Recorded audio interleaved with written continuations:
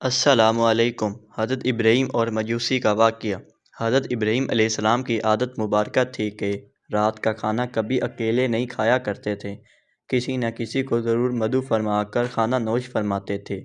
ایک رات حسب عادت آپ کسی مہمان کا انتظار کر رہے تھے کہ کسی نے دروازے پر دستک دے دی۔ آپ نے دروازہ کھولا تو دیکھا وہاں ایک 80 سال کا بوڑھا تھا۔ اس نے کہا کہ مجھے کچھ کھانے کو دے دو، مجھے بے حد بھوک لگی ہے۔ حضرت ابراہیم علیہ السلام نے خوش ہو کر فرمایا، مرحبا مرحبا۔ اس آدمی کے ہاتھ دھلائے، اس کے سامنے کھانا رکھا اور کہا بسم اللہ کیجیے۔ وہ بوڑھا بولا، میں بسم اللہ نہیں پڑھوں گا کیونکہ میں مجوسی ہوں۔ حضرت ابراہیم علیہ السلام نے غصے میں آ کر کہا، کھڑے ہو جاؤ، میں مجوسی کے ساتھ کھانا پسند نہیں کرتا۔ وہ بوڑھا چلا گیا۔ ادھر پلک جھپکتے ہی حضرت جبرائیل علیہ السلام آئے اور بولے، اللہ نے فرمایا ہے، اے ابراہیم علیہ السلام، منکر تو وہ میرا ہے، میں نے تو 80 سال میں کبھی بھی اس کا رزق نہیں روکا۔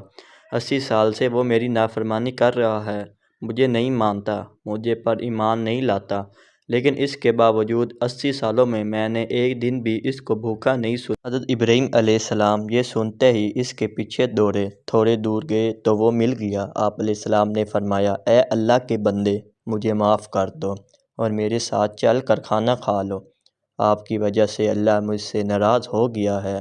مجوسی بولا کہ کون اللہ؟ آپ علیہ السلام نے فرمایا، وہ ذات جس نے ساری کائنات کو پیدا کیا ہے۔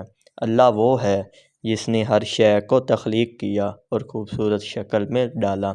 اللہ وہ ہے جو تمام مخلوقات کو رزق دیتا ہے، جس نے تجھے اور مجھے اب تک زندہ رکھا ہوا ہے۔ مجوسی حضرت ابراہیم علیہ السلام کی یہ بات سن کر رونے لگا اور بولا، کیا کہنے ہیں تیرے رب کے؟ اے اللہ کے بندے، تیرے رب کا تو اخلاق بہت اعلیٰ اور عظیم ہے، میں اتنے پیار کرنے والے عظیم رب پر ایمان لاتا ہوں۔ چنانچہ اس نے کلمہ پڑھا اور اللہ پر ایمان لے آیا۔ عزیز دوستوں، ہمیں نفرت گناہ گار سے نہیں بلکہ اس کے گناہ سے کرنا چاہیے۔ یا کوئی بھی انسان کسی گناہ میں مبتلا ہو، ہمیں اس سے نفرت نہیں کرنی چاہیے بلکہ اس کے لیے ہدایت کی دعا کرنی چاہیے۔